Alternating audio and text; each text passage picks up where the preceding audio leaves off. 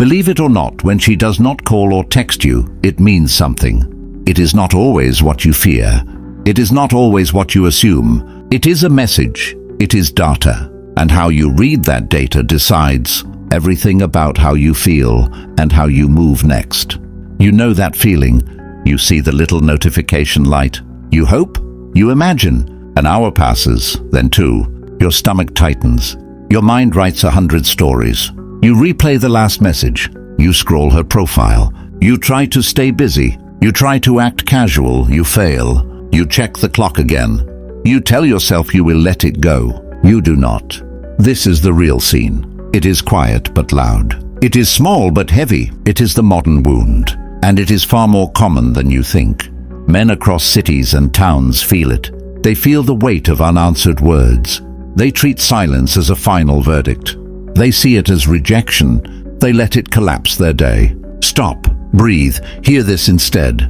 Silence is not always rejection. Silence is not always disinterest. Silence is not always a test. Silence is a signal you must learn to read. Here is a truth you can carry into any uncertain moment, and it will change your inner weather. You have power over your mind, not outside events. Realize this, and you will find strength. Say that line out loud. Let it land in your chest. It is the beginning of the shift. Because the moment you accept that the only thing you control is your mind, the only thing you panic about is your own reaction. The rest is information. So what does silence tell you? And how do you use that information like a calm man, not a frantic one? First, understand why silence bites so deep. Humans were not built for constant digital waiting. Our brain treats social attention like currency. We evolved to notice being excluded. Our mind lights up with alarm when connection pulls away. That alarm is ancient. It is normal. But normal is not always accurate. Normal does not mean you must react. Normal does not mean you are worthless. When she does not call or text, one of 3 things is usually happening. Number 1, she is busy. Modern life eats time. Jobs, family, sleep, deadlines. People miss messages. Number 2, she is testing the water, quietly watching to see how you respond now that options exist. Number 3, she is signaling a lower investment. Her actions, not her words, show where she places energy. Actions reveal value. Words are cheap. Anyone can say, I will call or I will text you. Only action shows intention. If you want to know how someone values you, watch what they do. If she shows up, she is interested. If she does not, she is not prioritizing you. That is not an insult. It is a clear book. Read it. I will give you a real scene. Picture a man named Mark. Mark met a woman at a bar. They hit it off. The conversation felt easy. She laughed at the same things he did. They left with the promise to text. Later that night, he sends a thoughtful message. She reads it, does not reply. An hour later, nothing. Mark waits. He decides to send a second text, something light. No answer. He posts online about it. He overthinks the next day. He cancels plans with friends to be home in case she calls. He spends his energy on one small, cold screen. Mark makes 3 mistakes. He gives her his immediate emotional currency. He makes his self-worth dependent on her reply. He responds to his fear with hasty, needy action. The result is humiliation and regret. The date never progresses. Mark is left with a lesson. Here is the first insight. Do not trade your peace for a message. This is simple. Do not trade your sleep, your plans, your confidence, or your self-talk for a text. Your time is the most honest measure of value you possess. Spend it on growth. Spend it on work. Spend it on habits. If you spend it on waiting, you become poor in experience and rich in anxiety. The next insight is about observation. Stop narrating the silence as a story about you. You do not know the full context. You only know the absence. Observe without commentary. Notice the fact.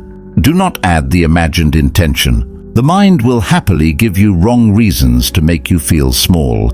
Catch it, name the thought, then decide what is useful. Here is a tool. When a message goes unanswered, count to 12. That is it, 12 breaths, 12 thoughts. Do not answer the urge to message.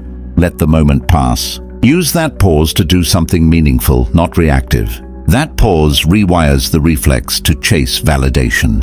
It teaches the body to tolerate discomfort. Now the second real scene. Sarah was a manager at a small agency. She had a meeting scheduled with a client. The client ghosted the call. No email, no answer. Sarah could have panicked. She could have chased. Instead, she sent one short message confirming the issue. Then she continued the work she planned to do. Later, the client apologized and rescheduled. Sarah lost nothing. She kept her rhythm. She kept her dignity. This is an important model. The world does not fall apart because someone fails to respond. People often act as if an unanswered text is equal to a moral judgment. It is not. It is a behavior. Read behavior, not intention. Behavior tells you what to trust. A person who consistently replies, who shows up, who invests time, is telling you, in plain terms, that you matter to them. A person who does not is telling you that you are not a priority in that moment. The truth is rarely dramatic. It is quiet. Then there is the idea of scarcity and abundance. Silence can be scarcity. It says that attention is limited. If someone does not give you attention, you must decide if you will trade for theirs. Do you become scarce too? Do you increase your value by showing you have a life, or do you beg for crumbs of attention? Become scarce, not distant. Scarcity is not manipulation. Scarcity is self-possession. It means your calendar matters.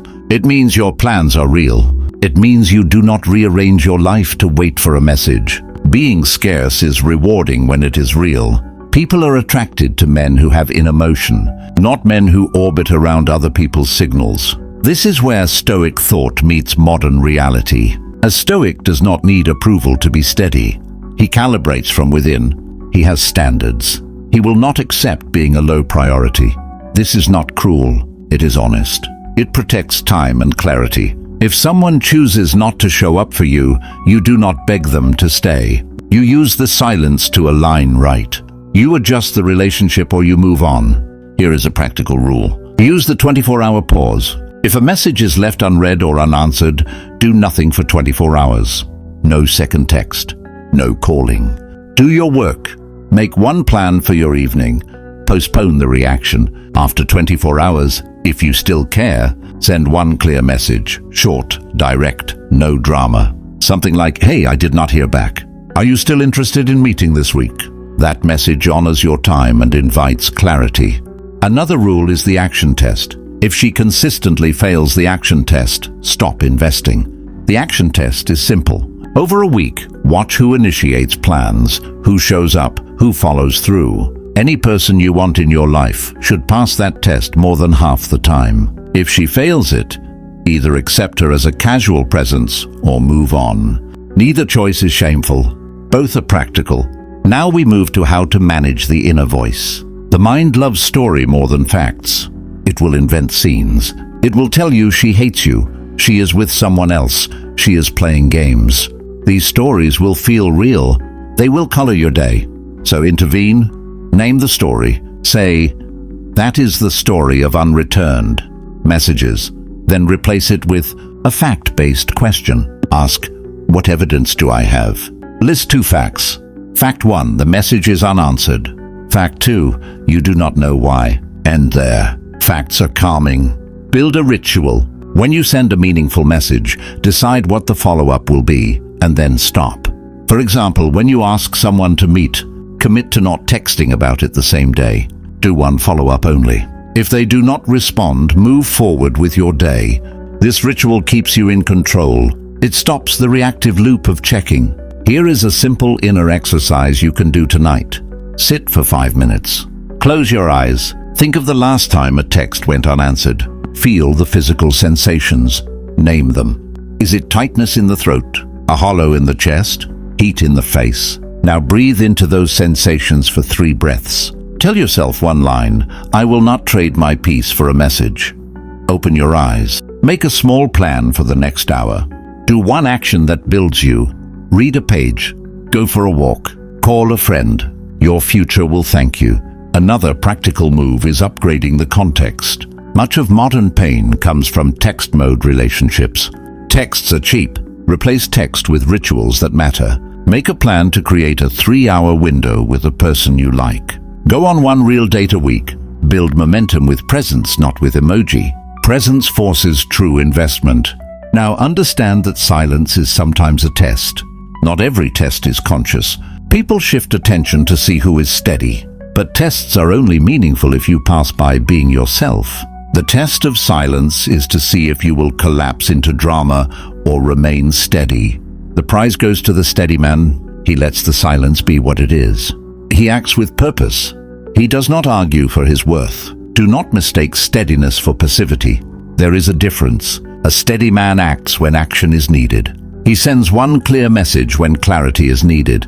He sets boundaries when his time is disrespected. He walks away when the pattern persists. He does not bargain for attention. He holds a standard and he keeps it. Here is a short script for a clear message. Use it when you want to test and close with dignity. Hey, I did not hear back. If you are still interested, let me know. Otherwise, I will assume not, and I wish you well. Short, calm, final. This message does two things. It asks for clarity. It closes the loop. It eliminates prolonged uncertainty. Let me give you another real story. Jason dated a woman he liked. She would reply at odd hours. Sometimes she was warm, sometimes cold. Jason spent months trying to decode her. He created rules in his head. He made excuses for her distance. When he finally sent a clear boundary message and lived by it, something changed. She texted more consistently, or she faded out. In both cases, Jason benefited. If she became more consistent, the relationship matured.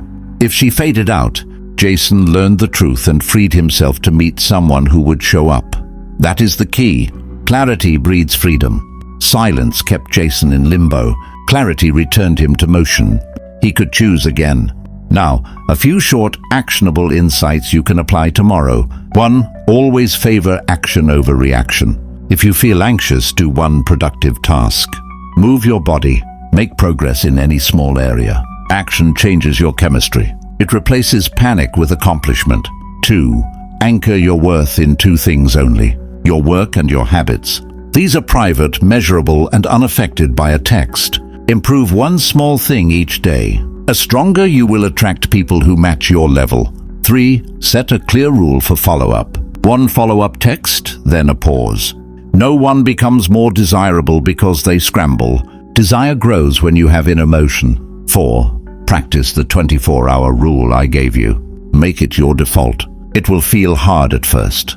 That is the test. Keep the rule. It will build inner control. 5. Use your social circle. If someone is silent and you want clarity, ask a friend to join you that night.